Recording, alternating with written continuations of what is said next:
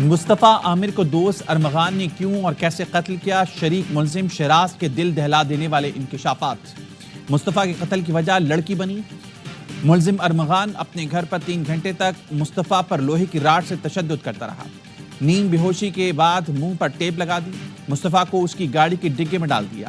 شیراز اور ارمغان گاڑی لے کر کماڑی سے ہب پہنچے۔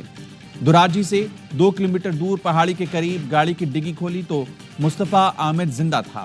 پھر ارمغان نے پیٹرول چھڑک کر لائٹر سے آگ لگائی اور دونوں ملزم مصطفیٰ کو دور سے گاڑی میں جلتا دیکھتے رہے۔ واپسی میں 3 گھنٹے پیدل چلنے کے بعد سوزوکی والے کو 2000 روپے دے کر کراچی پہنچے۔ ملزم شیراز نے بتایا، پولیس چھاپے کے بعد ارمغان نے ویڈیو بنانے کے لیے گھر بھیجا۔ پولیس کے خوف سے ویڈیو نہ بنا سکا اور فرار ہو گیا۔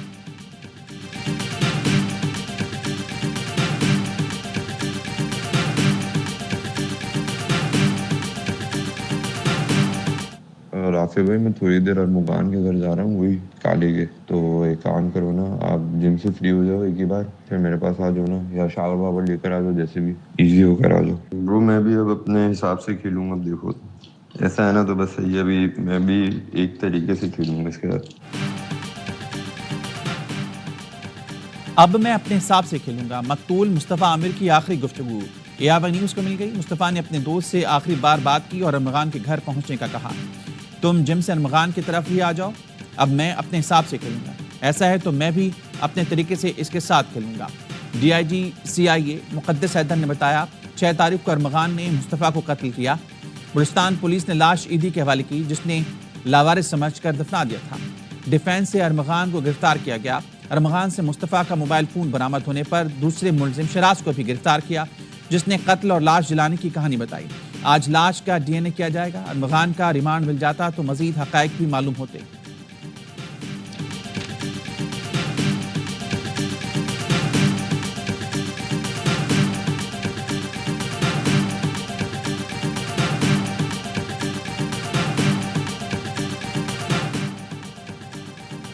بلوچستان کے ضلع ہمنئی میں وطن دشمنوں کا وار، 11 کانکن جاں بحق، 6 زخمی ہو گئے۔ دھماکہ کول مائن ایریا میں مزدوروں کی گاڑی کے قریب ہوا۔ مزدور بازار جا رہے تھے۔ 5 مزدوروں کا تعلق سعد اور 5 کا دیر سے تھا۔ وزیراعظم شہباز شریف اور وفاقی وزیر داخلہ محسن نقوی کا جانی نقصان پر اظہار افسوس۔ وزیراعظم نے کہا، شہریوں کے جان و مال کو نقصان پہنچانے والے درندوں کو سخت قیمت ادا کرنا پڑے گی۔ وزیر اعلیٰ بلوچستان سرفراز بگٹی کا کہنا ہے، ہم دشمنوں کے عزائم کسی صورت کامیاب نہیں ہونے دیں گے۔ واقعے میں ملوث دہشت گردوں کو جلد انجام تک پہنچایا جائے گا۔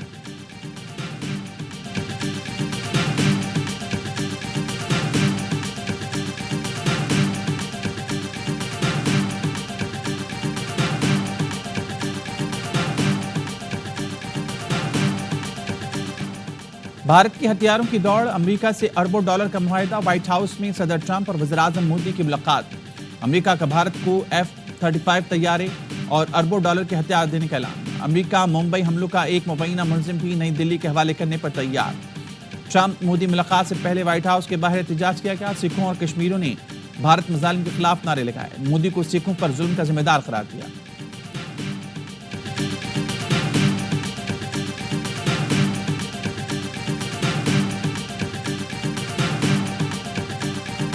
US joint statement of 13 February 2025 as one-sided. Joint statement fails to address non-compliance of India with UN Security Council resolutions, which is the key source of tension and instability in the region. It is also deeply concerned over planned transfer of advanced military technologies to India. Pakistan نے امریکہ اور بھارت کا مشترکہ بیان بے بنیاد قرار دے دیا۔ بھارت کو جدید ٹیکنالوجی کی منتقلی پر بھی شدید تحفظات کا تھا۔ ترجمان دفتر خارجہ شفقت علی خان نے کہا، بھارت امریکہ بیان میں سلامتی کونسل کی قراردادوں کی خلاف ورزی کو پیش نظر رکھا گیا۔ بھارت کو اسلحے کی فراہمی خطے میں فوجی توازن متاثر کرے گی۔ بین الاقوامی شراکت داروں سے اپیل ہے وہ یک طرفہ موقف کی توثیق سے گریز کریں جو زمینی حقائق کے منافی ہیں۔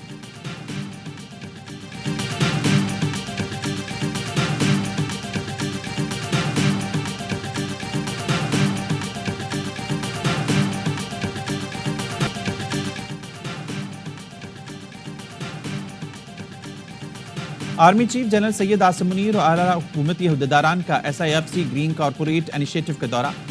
وزیر اعلیٰ پنجاب نے smart agri farm, green agri malls اور ایگری ریسرچ سہولت سینٹر کا افتتاح کیا۔ کسانوں کو مہنگی مشینری خریدنے کے بجائے کم کرائے پر دستیاب ہوگی۔ شرکا کو جدید زرعی مشینری کا معائنہ کرایا گیا۔ جدید آبپاشی نظام کے لیے پنجاب بھر میں 25 گرین ایگری مال تیار۔ آرمی چیف اور وزیر اعلیٰ نے زرعی شعبے کی ترقی کے لیے جی پی آئی کی کارکردگی پر اطمینان کا اظہار کیا۔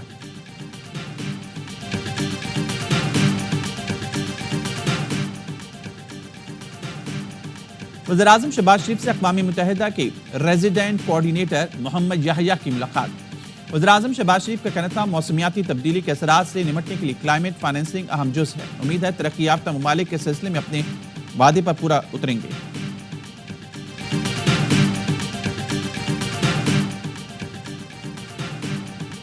آئی ایم ایف کے تکنیکی ماہرین کا دورہ پاکستان مکمل۔ انٹرنیشنل مانیٹری فنڈ کا وفد مارچ کے آخری ہفتے میں پاکستان آئے گا۔ ذرائع کا کہنا ہے آئی ایم ایف کے ماہرین گورننس پر سفارشات مرتب کر کے لائیں گے۔ آئی ایم ایف وفد نے انتظامی امور میں شفافیت کے لیے ڈیٹا مرتب کیا۔ پاکستانی حکام نے بھرپور تعاون کیا۔ آئی ایم ایف وفد کو زیادہ سے زیادہ ملاقاتوں تک رسائی دی گئی۔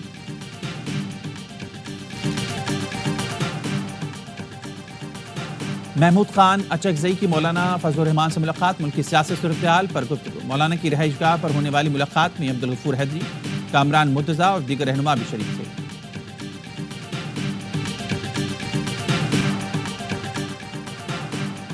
پاکستان میں بین الاقوامی سمز کا غیر قانونی استعمال ملک کی سلامتی کے لیے بڑا خطرہ ہے۔ Additional director general cyber crime Waqar uddin Syed کی پریس کانفرنس۔ کہا ملک بھر سے 44 ملزمان پکڑے گئے، 8000 سے زائد پری ایکٹیویٹڈ انٹرنیشنل سمز برآمد کی گئیں۔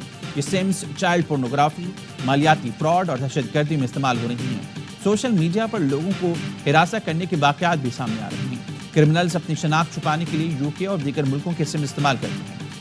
باہر سے آنے والے افراد بھی سمز لا کر بیچ رہی ہیں جو غیر قانونی ہے۔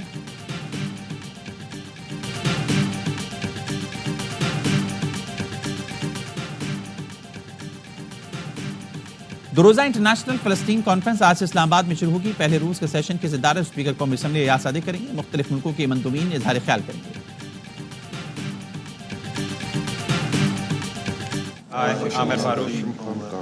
Do solemnly swear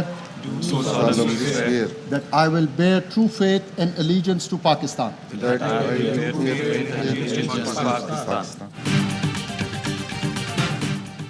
supreme court کے 6 مستقل اور جسٹس گل حسن اورنگزیب نے عارضی جج کا حلف اٹھا لیا۔ چیف جسٹس یحییٰ آفریدی نے جسٹس عامر فاروق، جسٹس ہاشم کاکڑ، جسٹس اشتیاق ابراہیم، جسٹس شکیل احمد، جسٹس شفیع صدیقی، جسٹس صلاح الدین سے حلف لیا۔ جسٹس سرفراز ڈوگن اسلام آباد ہائی کورٹ کے قائم مقام چیف جسٹس کا حلف اٹھایا۔ صدر مملکت آصف علی زرداری نے حلف لیا۔ قائم مقام chief justice Sindh high court Junaid Ghaffar کی حلف برداری۔ قائم مقام chief justice Peshawar high court Syed Muhammad Atiq Shah نے عہدے کا حلف اٹھا لیا۔ گورنر خیبر پختونخوا نے حلف لیا۔ جسٹس اعجاز سواتی نے بلوچستان ہائی کورٹ کے قائم مقام چیف جسٹس کے عہدے کا حلف اٹھا لیا۔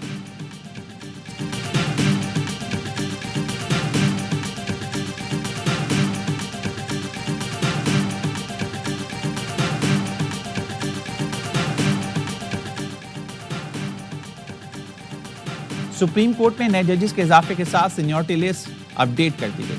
چیف جسٹس یحییٰ آفریدی کے بعد جسٹس منصور علی شاہ پہلے اور جسٹس منیب اختر دوسرے نمبر پر ہیں۔ سینیورٹی لسٹ میں جسٹس امین الدین خان کا تیسرا، جسٹس جمال مندوخیل کا چوتھا نمبر ہے، جسٹس محمد علی مظہر 5ویں، جسٹس عائشہ ملک 6 نمبر پر موجود ہیں، جسٹس اطہر من اللہ 7ویں، جسٹس حسن اظہر رضوی 8ویں نمبر پر ہیں۔ سنا ہے آپ کے خلاف ریفرنس آ رہا ہے۔ صحافی کا سپریم کورٹ کے جسٹس منصور علی شاہ سے سوال، جواب دیا جب آئے گا تب دیکھی جائے گی۔ کچھ غلط نہیں کیا تو ریفرنس کا ڈر کیوں ہوگا؟ اللہ مالک ہے، میرا کسی سے کوئی ذاتی اناد نہیں، نہ اختلاف ہے۔ کمرے میں موجود ہاتھی کس کو نظر نہ آئے تو کیا کہہ سکتے ہیں؟ تمام ججز سے ملاقات ہوتی ہے، اکٹھے چائے بھی پیتے ہیں۔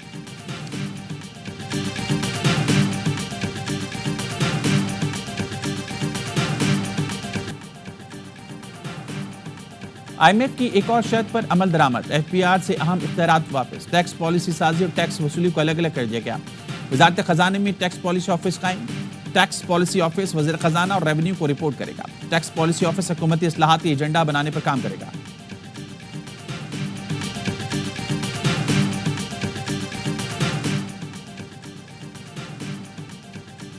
وزیراعظم شہباز شریف نے ترک صدر کی جانب سے تحفے میں دی گئی گاڑی توشہ خانہ میں جمع کرا دی۔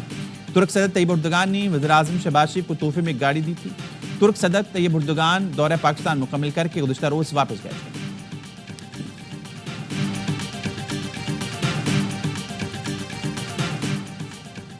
گورنر سندھ کامران ٹیسوری سے سعودی سفیر اور سعودی نیول فورس کے کمانڈر کی ملاقات. برادرانہ تعلقات اور دو طرفہ بحری تعاون پر تبادلہ خیال. کامران ٹیسوری نے خطے میں استحکام کے لیے مشترکہ کاوشوں کو سراہا. دفاعی اور تجارتی تعاون کے مزید فروغ کے عزم کا اعادہ کیا. سعودی سفیر نے کہا پاکستان سے تعلقات تاریخی اور مضبوط بنیاد پر قائم. دونوں ملکوں کے درمیان ہر شعبے میں تعاون بڑھائیں گے.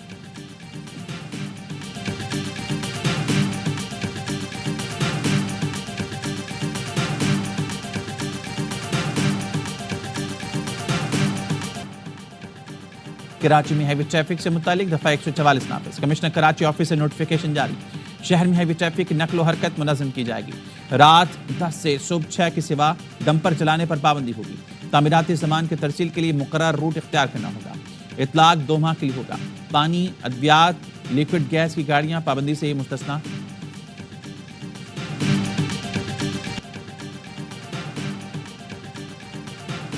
ٹریفک روکنے سمیت عوامی زندگی متاثر کرنے والے کوئی اقدام برداشت نہیں کیا جائے گا.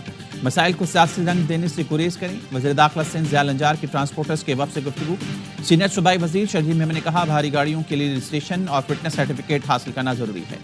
دیگر صوبوں سے آنے والی گاڑیاں سندھ میں رجسٹر کرائیں. MKM پاکستان نے ڈمپر حادثات میں جاں بحق افراد کے لواحقین کی مالی مدد کا مطالبہ کر دیا. ڈپٹی پارلیمانی لیڈر طہا احمد خان کا وزیر اعلیٰ سندھ کو خط. لکھا کراچی میں ڈمپر سے شہریوں کی اموات سندھ حکومت کی ناکامی کا ثبوت ہے.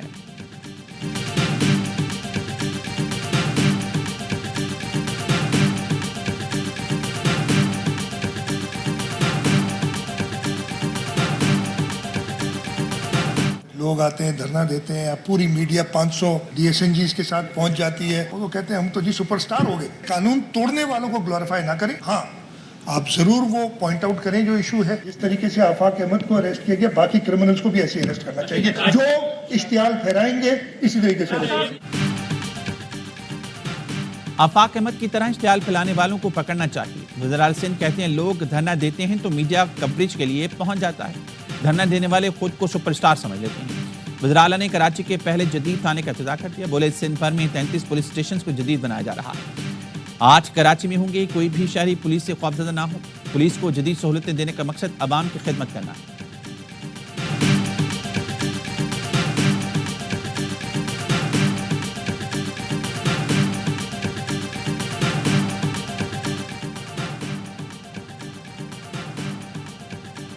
انٹر بورڈ میں طلبہ کو کیوں فیل کیا گیا؟ رپورٹ منظر عام پر آ گئی.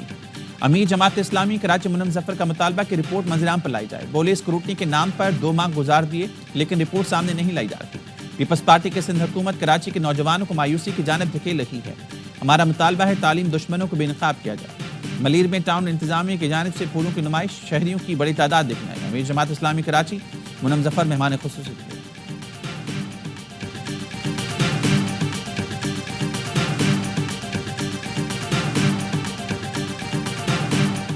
وہی بڑھ سکتا ہے مقابلہ کرنا جانتا ہے, اور جو حالات کا مقابلہ کرتا ہے وہی عظیم انسان بنتا ہے. ہمارا ریونیو بھی انشاءاللہ 55% بڑھ گیا ہے, اور ہمارا سرپلس بھی ماشاءاللہ جو ہے اس وقت 176 بلین ہے. کوئی بھی کسر نہیں چھوڑیں گے آپ کی بہتری کے لیے.